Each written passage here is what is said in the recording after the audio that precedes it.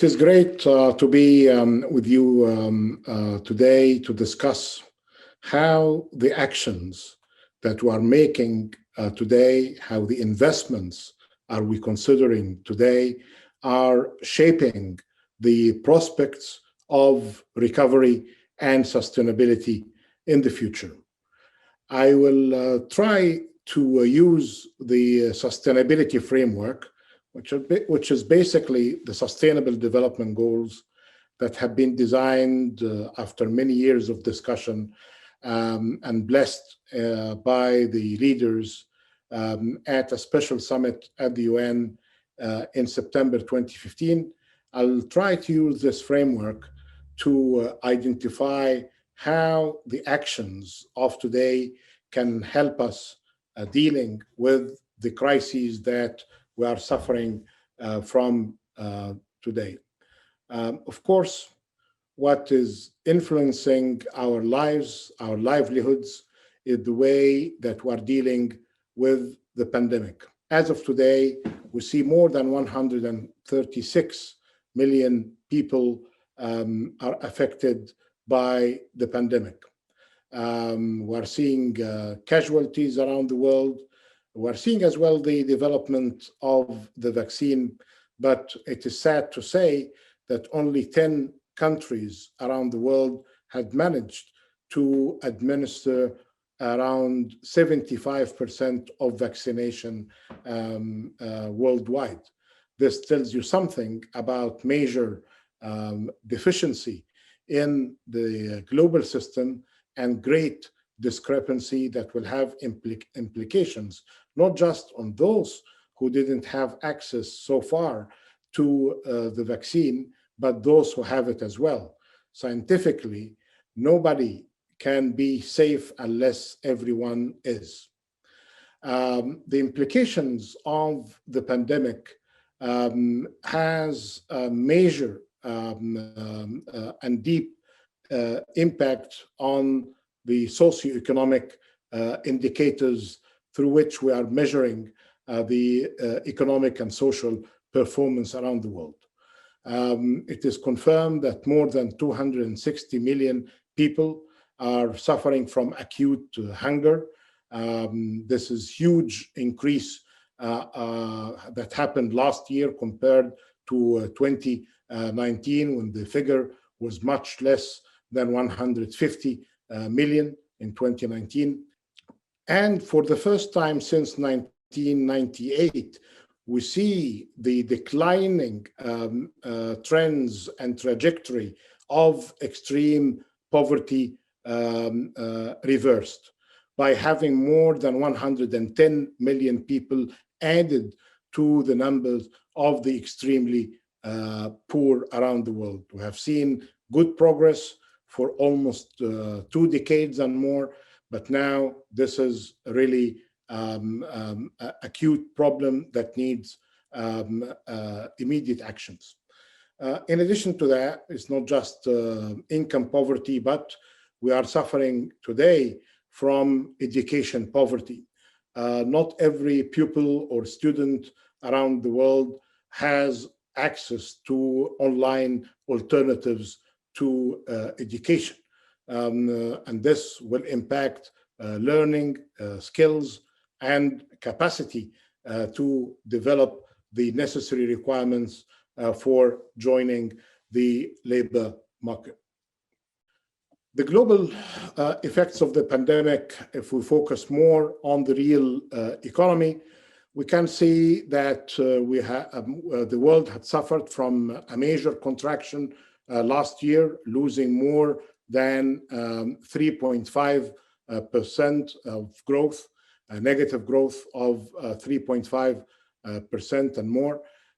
This year, we're expecting global growth to be back again on the green, when we see a growth projected to reach 6%.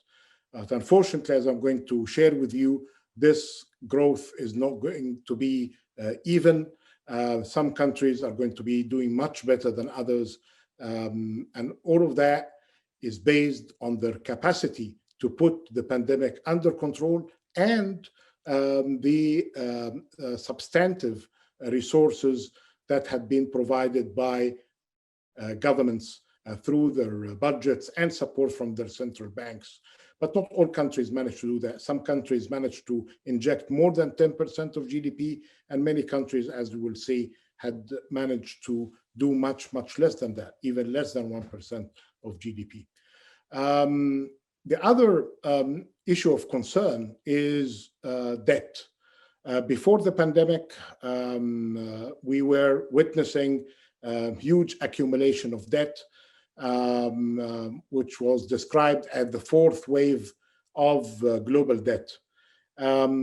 Unfortunately, the three previous waves of global debt, each one of them ended by a crisis. We remember the Latin American debt crisis of the 1980s. We remember the emerging markets financial crisis of the 1990s. We remember, of course, the global financial crisis of 2008. Each crisis of these had followed a huge accumulation of debt over time. What we hope for is that this fourth wave of global debt shouldn't really end up with a crisis, but this needs measures of coordination, of support, of better sharing of information, transparency, and good governance and better management of debt and availing liquidity as well. So if you bring the Sustainable Development Goals that I mentioned at the very beginning now to the story that we are dealing with today, there are different ways to present the 17 goals.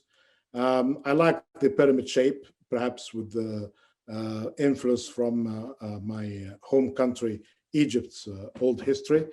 I'm putting poverty and inequality at the top.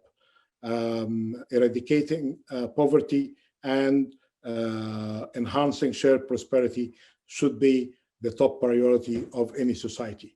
Environment and climate, as reflected in goals 13, 14, 15, are a group of goals and targets that could really benefit from lots of investments in adaptation, mitigation, and dealing with the challenges of biodiversity and pollution. Social and human development that includes health, education, and dealing as well with the gender gaps that requires policies and actions to be taken. There are a variety of economic aspects of development, like access to water, energy, improvement of growth and opportunities for jobs, development of cities for them to be smart and green, and investments are required as well to make consumption and production sustainable. That all needs to be governed well with emphasis on a rule of law and, of course, within a partnership framework. So I mentioned investment several times. So you need to invest in human capital, you need to invest in infrastructure, you need to invest in resilience, healthcare, education, enhancing training and skills, investment in digital infrastructure, including broadbands, access and connectivity, and of course, the physical infrastructure that you would require as well for advancing the competitiveness of your economy and improving the quality of services in the society. Meanwhile, you need to invest in adaptation, in mitigation, in dealing with the risks associated with climate. These are basically the major investment that we need to have. Some countries are doing better than others here.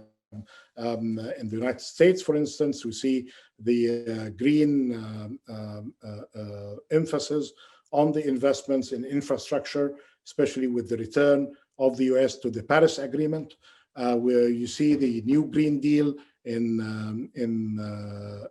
Japan, in Korea, the recovery efforts in the EU, with emphasis on borrowing together and investing together and repaying together, which is reviving the role of the EU towards better fiscal coordination. And the emphasis here again is digital and smart investments, and of course green. If you don't do that, you will be losing edge in your country, in your sector, and in the projects that you are involved in. However, while we are doing all of these investments, we cannot really avoid answering some fundamental questions about how the shape of the recovery of the economy is going to be. Some countries are seeing a V-shaped recovery, but unfortunately, with what I said earlier, with this kind of discrepancy in the performance, it is more likely to see a kind of a K-shaped recovery by some countries and some sectors and some projects doing much better than the others. Future of work. Before COVID-19, people were talking about the gig economy, about the fourth industrial revolution, its implications. But now this is more emphasized and accelerated because of the use of digitalization and automation. And you have as well bottlenecks and lockdowns. So the shape of the labor market is requiring specific attention, especially with the huge number of those who lost their jobs because of COVID. With too much spending, there are fears and concerns of inflation. Either inflation rate to be of transitory nature that we shouldn't be worried very much about. But if inflation is going to be persistent, especially with negative expectations about it, that needs action from monetary policy side and public policy, and definitely by the communication between the government, private sector, and with the society at large about managing the expectations, fears. There have been some interesting proposals recently, including the proposal from the US about 21% minimum global corporate tax. People are discussing the matter in terms of principle. What is that rate too high, too low? How is going to be implemented, coordination in the implementation, and the impact. The idea there is to minimize tax avoidance and the differences in tax system that would allow some sort of arbitrage between different tax systems. This could be a very good measure if it is applied effectively, and could be a good source as well of enhancing equity in societies and across nations. And the final issue of concern, of course, is basically about the monetary dynamics and how that is going to be impacting interest rates, exchange rates, and capital flows. So all of these measures are being considered today by policymakers. They need to be discussed openly, not just with the private sector, which is essential, but as well with the missing pillar, as Professor Raghurajan mentioned it in a very important book. The missing pillar is the community, the society, the rest of us who are affected by all of these measures of policies and investments, but in many cases, they are not adequately involved in the decision making process, and that needs to change. Having said that, I'm looking forward to the discussions, and good luck.